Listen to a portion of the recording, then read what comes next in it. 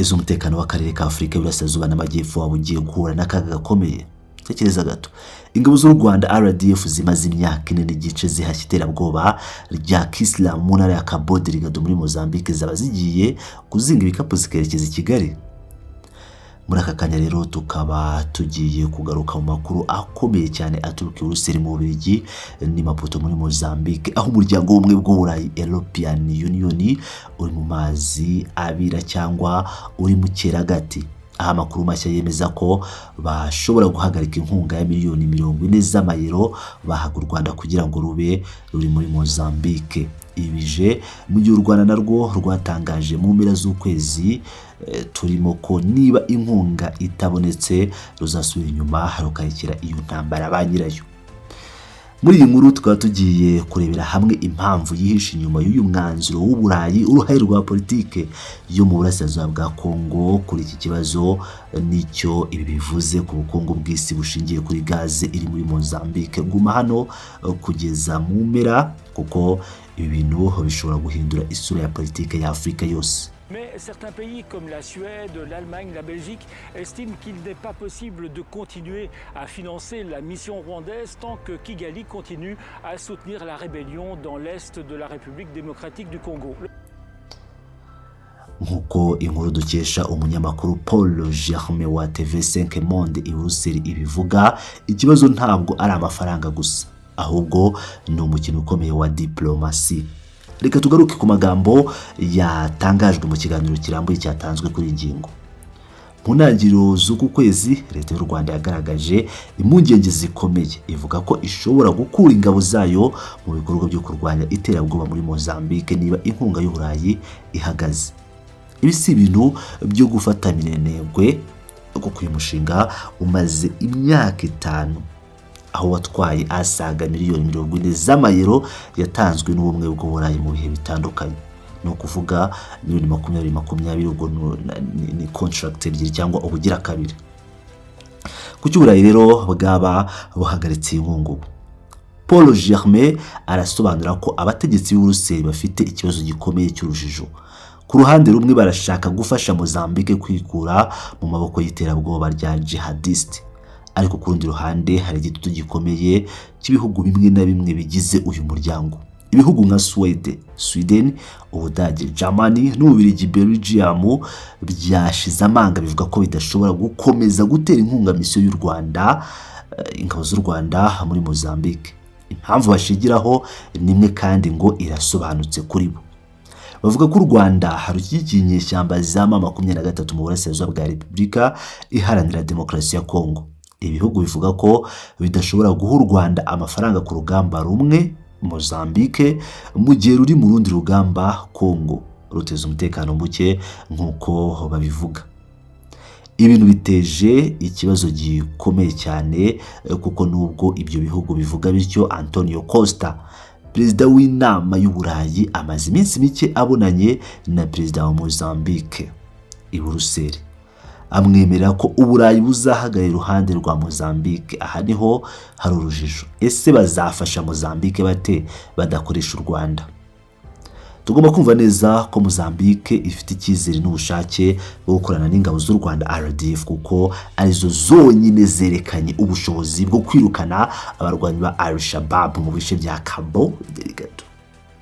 Leta ya Mozambique ikeneye RDF kugira ngo irinde uturere dufite umutungo kamere wa gaze, aho ibigo bikomeye nka Total Energy mu Bufaransa n'ibindi byo mu Butaliyani bishaka gushora imari ya za miliyari z'amadolari. Iyo uvuze u Rwanda uvuze umutekano wizewe muri ako gace.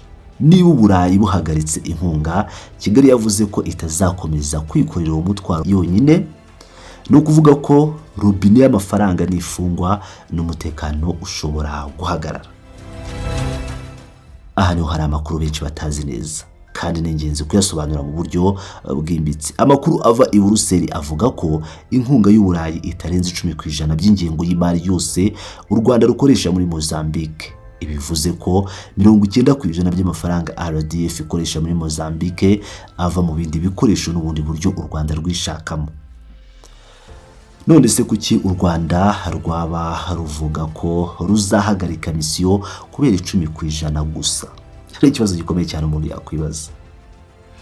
aha hari impamvu ebyiri z'ingenzi. Impamvu ya mbere ni imiterere ya politiki. Kwemera guhabwa inkunga n'Uburayi biha u Rwanda icyubahiro nka partner mpuzamahanga mu mutekano cyangwa umufatanyabikorwa w'ingenzi mu mutekano mpuzamahanga. Iyo rero iyo nkunga ihagaze kubera impamvu za politike za Kongo, biba bisa naho u Rwanda ruri guhanwa.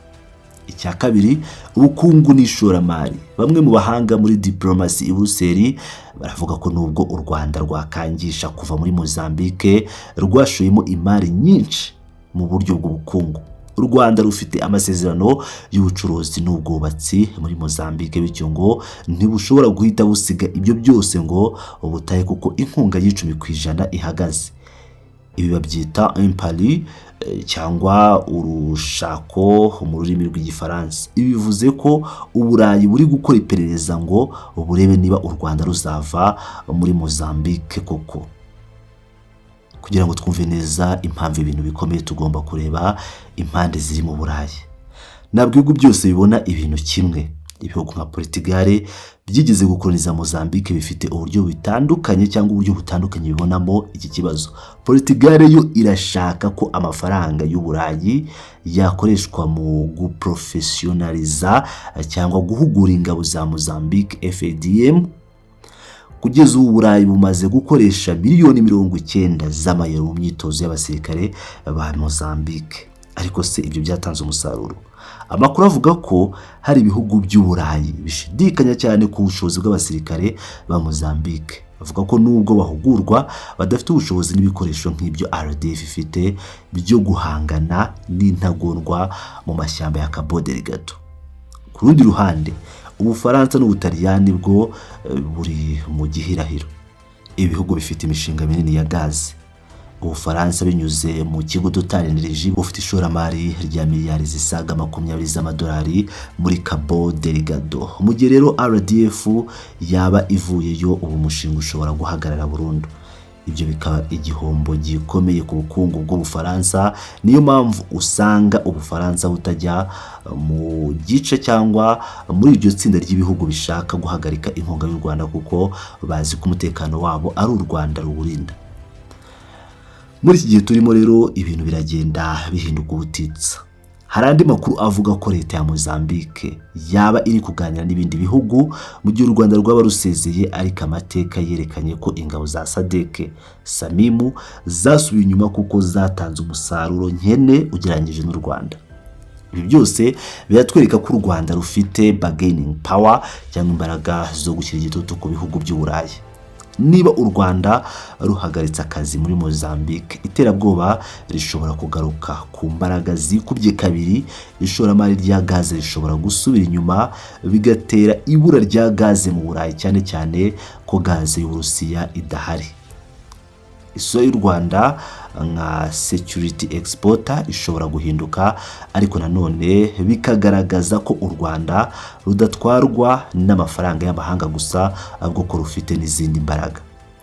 Muri make, ikibazo cy'ingabo z'u Rwanda muri Mozambique kimaze kuba ihurizo rikomeye rishingiye kuri diplomasi, ubukungu n'intambara yo mu burasirazuba bwa Kongo. Uburayi buri mu mahina hagati yo gushaka guhana u Rwanda kubera Kongo no gushaka ko u Rwanda rubarindira gaze muri Mozambique. Se wowe urabibona ute? Uratekereza ko u Rwanda ruzakomeza kuguma muri Mozambique nubwo inkunga y'Uburayi yahagarara, cyangwa urasanga Uburayi buzisubiraho bukemera ko umutekano wa Cabo Delgado ari ufite agaciro kurusha ibindi bibazo bya politiki? Ariko igitekerezo cyawe aha hasi hagenewe gutanga ibitekerezo, ubundi tuganire kuri iki kibazo kireba umutekano wa Afurika yose. Niba wifuza ko mukorera irindi sesengura ryimbitse ku buryo ishoramari rya gaze muri Mozambique rifitanye isano n'umubano w'u Rwanda n'Ubufaransa,